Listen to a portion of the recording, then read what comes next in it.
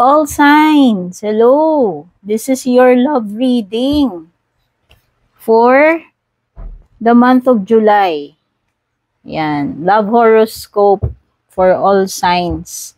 Tignan nyo na lang if ever kung may mailagay akong timestamps, no? Para pupuntahan nyo na lang yung mga time. Sa bawat signs, cross-watchers, you are also welcome. Ayan, Sun, Moon, Rising, Venus signs, Aries, let's start. Para sa mga bago dito, please don't forget to subscribe, like, or follow. Thank you so much sa mga nag-avail ng subscription natin sa ating FB page, sa mga nag-avail ng personal readings, and of course, sa ating mga YouTube channel members. I-flex ko lang yung mga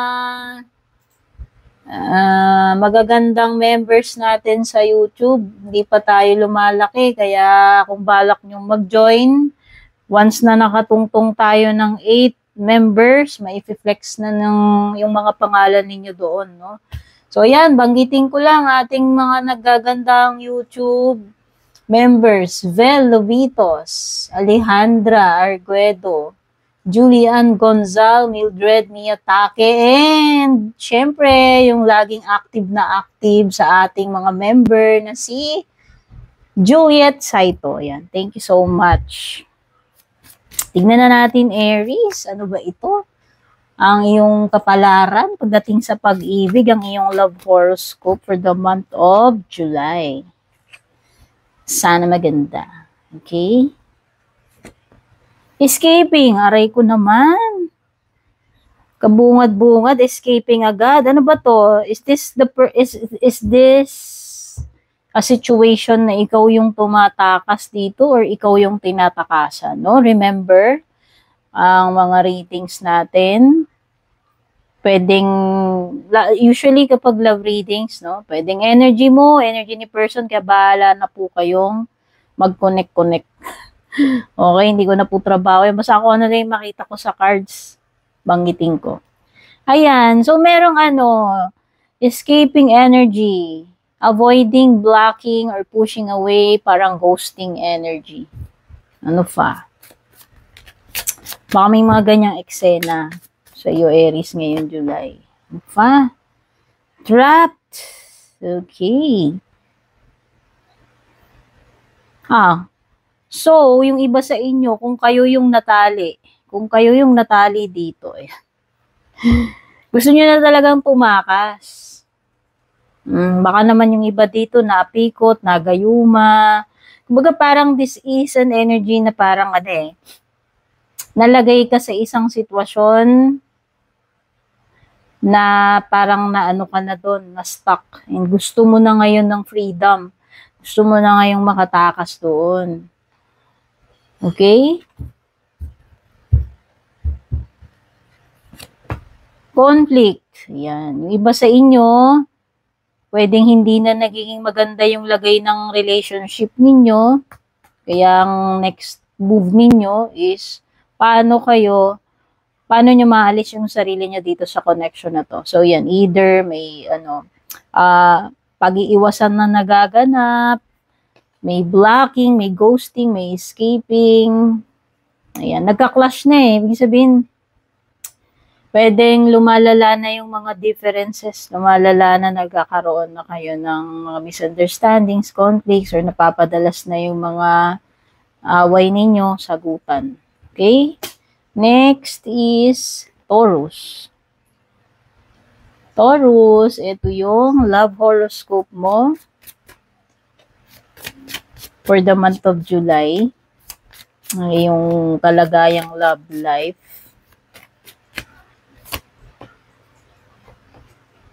Emotional storm. Ano pa? May namumuong something. Napipintong sumabog ngayong July. Okay? Kung ngayon pa lang, Taurus is unstable na itong lagay ng sitwasyon ninyo ng person mo, expect mo pa, baka mag-worsen pa yan. Etong July na papasok. Ayan, So, makikita talaga natin dito something na, on the stormy kind of, energy. Meron dito sa connection ninyo. Isa pa, may mga ano dito, patterns or karmic lessons na nagaganap. Until hanggang July, ganyan ang magiging setup ninyo. So, meron mga bagay na paulit-ulit na lang. Nakakapagod na, nakakasawa na, no? Nakaka-torture na. Sabi ko nga, this is, habang tumatagal is nagiging unstable, uncomfortable yung connection ninyo. O, ayan, yung iba sa inyo, parang na lang kayo, nagtitiisan, nagpapanggap. Alam mo yun, parang nagpa-plastika na lang, nagdededmahan, nagpipretend na lang, nagpipretend na lang kayo pareho, nag-i-stay pa rin kayo, pero ang totoo nun, hindi na talaga okay. Okay? So, may tendency rin na mag-bluff. Ibig sabihin, ano ba tawag dito? Yung pwedeng sinasabi niya, nangangako siya, pero hindi rin naman niya gagawin. Parang inuuto ka lang, niloloko, binabluff ka lang, ganun. Okay? Next is Gemini. Gemini, ito yung love horoscope mo for the month of July.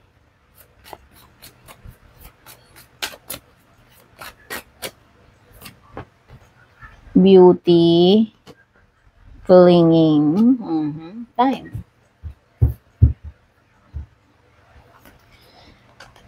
Merong na-obsess sa inyo, whether ikaw yan o siya. Obsess na obsess kasi gandang-ganda or gwapong-gwapo. Oh. Alam naman natin, obsession is not healthy. Ibig sabihin, siya Kumbaga, lumalagpas sa limits.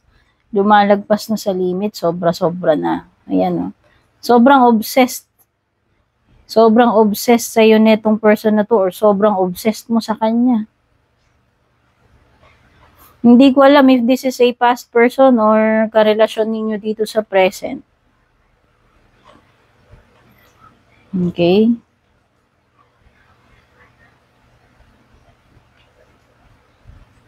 Tsaka parang may napipick up ako ditong energy ng pinaghihintay or pinapaasa lang. Hindi ko alam. Kumbaga, bakit hindi na lang sabihin kung gusto ba talaga o ayaw, kesa naman pinaghihintay lang sa wala or pinapaasa lang sa wala. Especially kung yung tao na yun ay masyadong obsessed. No? Sa tingin ko, ayan. Yan yung mga na-pick up ko, Gemini.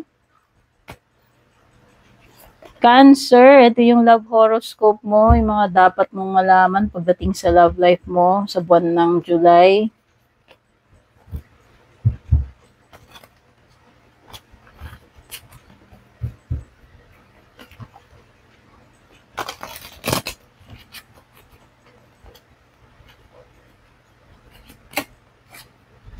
Loyalty. Ano pa? Ang ganda. Uy. May pagnanasa. At may mga outside influences pagdating dito. Hindi ko alam kung may mga third party or may mga ibang taong involved. Meron bang mga nangingialam, nakikisaw-saw dito, like mga in-laws, kamag-anak, kaibigan, etc. Or pwedeng meron talagang ibang attachments, like third party. Yung third party, guys, pwedeng tao, pwedeng hindi. Anything na nag-i-interfere, nakaka-affect, sumisingit dito sa relationship nyo, mapatao man yan, hindi. Okay? Pero yun na nga, mukhang may mga mataas na dito, ayan. May mataas na ganitong energies. Physical, very, yun nga, sabi ko nga, mataas na may mga pagnanasa. At yung iba naman sa inyo, pwedeng wala naman kayong problem kasi meron namang, kumbaga, loyal sa inyo yung person na yan. Okay? Yan yung mga na-pick up ko. Cancer. Next is Leo. Leo, Ano to? Mga dapat mong malaman pagdating sa love life mo. Ito yung love horoscope mo for the month of July.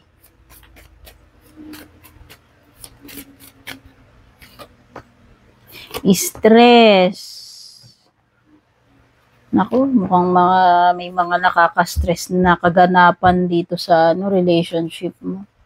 Ayan ang dami mong ang dami mong sakit ng ulo ngayong July dyan sa relationship mo. Pwedeng may mga problema. Ayan. Possible din na marami kayong pagtatalunan, pag-aawayan, may mga namumuong tension. O, bukod doon, meron pang mga hidden dito, no? May mga pagtatago, sikreto, or pwedeng kasinungalingan. At ikaw ay makaka-feel ng sobrang stress, exhaustion, depletion, na-drain yung energy mo. Yan, nakaka-stress. Overall, hashtag stressful you. Next is Virgo. Virgo, ano yung mga dapat mong malaman pagdating sa iyong love life? Itong buwan ng July. This is your love horoscope for July.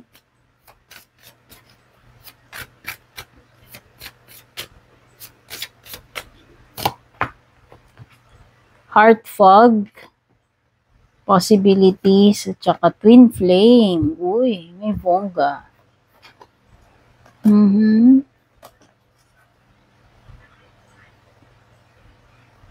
Okay.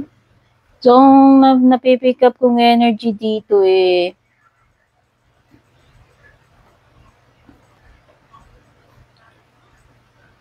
yung iba, parang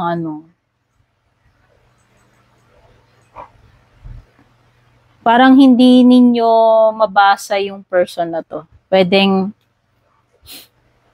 hindi niya talaga pwedeng hindi niya pa talaga totally lahat nire-reveal sa iyo yung buong pagkatao niya, or pwedeng nangangapa ka pa lang dito sa person na to, hindi mo pa talaga alam yung totoong personality nito. Okay? Pero ang napipick up kong energy dito is a person who is free-spirited, adventurous. At saka person na willing na mag-take ng risk para sa iyo. Ibig sabihin, willing niyang i-explore lahat ng possibilities sa inyong dalawa. Okay. At ang nakikita ko dito, parang the feeling is mutual. Ayan, meron ditong mirroring shared feelings. Kaya lang minsan parang this person is sending you the wrong signals, or parang yun nga, sabi ko nga, parang hindi mo siya mabasa 100%.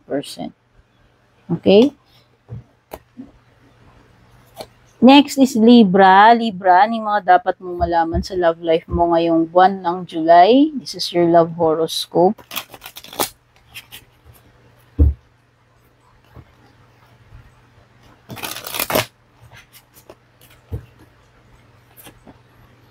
Meron ka ditong conflict. Naku, Libra. Mukhang mauuwi pa sa awayan to. Disconnection sa isa't isa. Yan yung nakuha nating energies, Libra. Ayan, baka may awayan na matindi. Maraming awayan or merong awayan na matindi. Magkaroon talaga kayo ng cool off or separation. Disconnection sa isa't isa. Ayan. Ang dami ninyong mga conflict. Madaming issues. Nagka-clash kayo, daming differences. Hindi kayo magkasundo, nag-aaway. Ayan. Yung iba, hindi man maging verbal yung mga away-awayan ninyo, pero parang may dead air between you and this person. Parang hindi nga kayo nagbabangayan, nag-aaway, nag-uusap, pero parang wala namang communication, parang malamig sa isa't isa, may distansya, hindi nag-uusap, pwedeng ganun. Okay. Pero nakikita ko, this is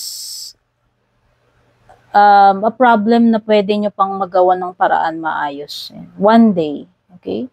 So, nakikita ko pwedeng kailangan nyo lang muna ng time apart, no? Para ma-sort nyo muna yung mga issues ninyo. And then, one day, pwedeng magiging ano rin, magkakaroon din kayo ng time na ma-resolve nyo yung mga issues ninyo sa isa't isa. Next is Scorpio. Alamin natin, Scorpio, ano ba yung mga dapat mong malaman pagdating sa love life mo ngayong month ng July. This is your love horoscope. Cross watchers, welcome. Sun, Moon, Rising, Venus sign, Scorpio. Abandoned. Naku, mukhang may mangiiwan. May mangiiwan, may iiwanan. Okay, lalayo. Ayan. Pwedeng may i-escapo, manggo-ghost, makikipag-break up, or bigla na lang magwo-walk out. So, may separation na, nangangamoy separation, disconnection ito. Okay? Kung hindi naman ganun kalala to, Scorpio, pwedeng cool off lang. Kailangan lang ng nito. Kailangan lang muna niya lumayo, dumistansya, o vice versa. Ikaw man yan o siya. Pero nakikita ko dito, this is something na hindi pa final. No? Pwedeng one day maayos nyo rin itong mga problema ninyo. Pero yun na nga. Meron at merong lalayo. Didistansya muna. Sagittarius. Ito yung love horoscope mo for July. Ano yung mga dapat mong malaman sa love life mo ngayong month ng July? Meron kang thinking, missing you, bitterness, aray ko. Ano pa? Second chance. Past person siguro to. Or pwedeng kahit kung kayo na nag-away kayo. Okay? Nakikita ko dito ay may hihingi ng sorry. Kasi hindi rin matitiis. Yan na, pwedeng vice versa ito. Energy mo, energy niya, bala ka lang magtugba-tugma. Ayan o. Hinahanap-hanap, kinikrave, namimiss. Although nandoon yung mga bitterness, anger, pwedeng nag-away kayo, nakapagbitiw ng di magagandang salita, masasakit, nagkasakitan. Pero nakikita ko dito is may possibilities ng reconciliation. Magkakaayos, second chance. Okay?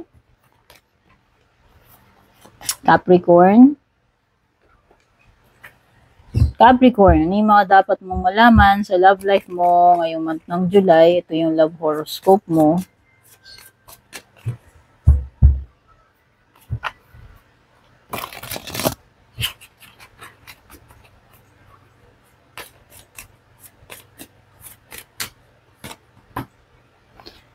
Silence, beginnings,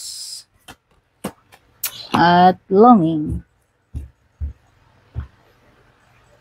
Okay, parang nagkaroon kayo ng hindi ko alam kung together kayo nitong person na to, nagkaroon kayo ng cool off.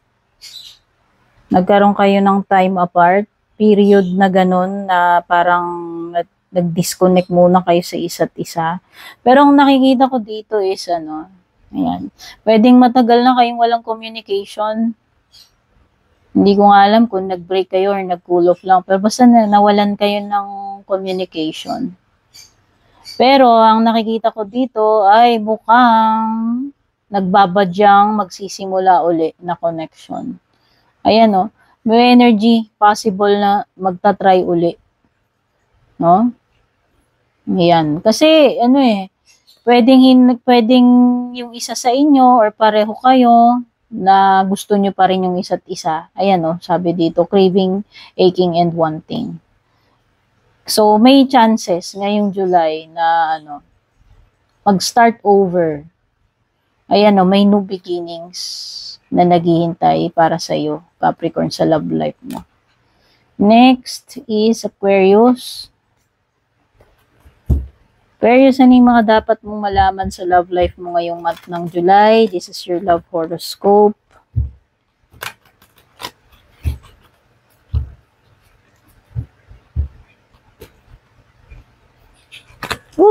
Wait lang.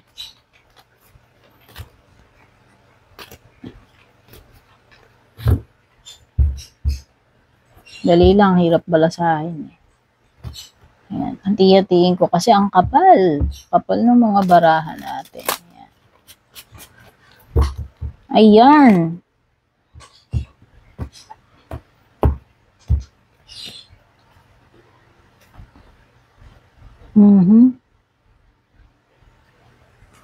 Nako. So, iba dito naguguluhan kung tatanggapin nyo pa ba tong person na to. No? Manghihingi ng sorry sa'yo yan, Aquarius. Babalik siya. Babalik siya, hihingi ng sorry. Pero ikaw parang naguguluhan ka na eh. Pagod ka na kasi. Ayan. Humingi ng sorry ito, tatanggapin mo ba? So, yan, may nangangamoy ditong magbabalik. Magbabalik, hihingi ng sorry, another chance.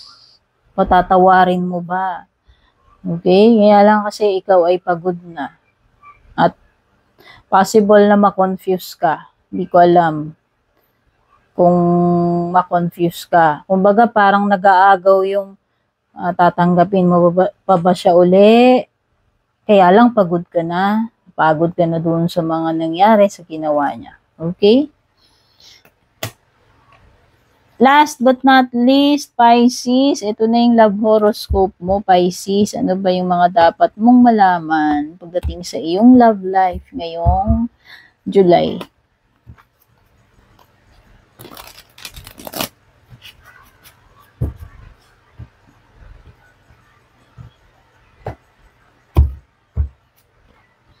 Breaking point, escaping, and withdrawn. Aha.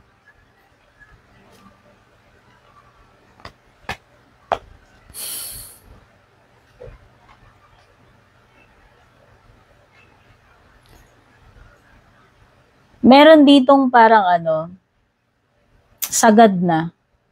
Ayan. Naubos na yung pasensya. Kasi dito, limit, final straw, overwhelmed, avoiding, blocking, and pushing away. Okay. So siguro, ayaw nyo na muna. Ayaw nyo na muna ng sakit ng ulo. Pwedeng kayo ay single right now. Pwedeng ayaw nyo muna ng commitment.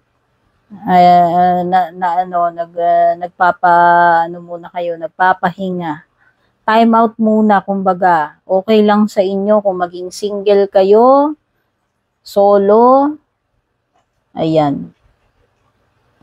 Kasi naabot nyo na yung breaking point.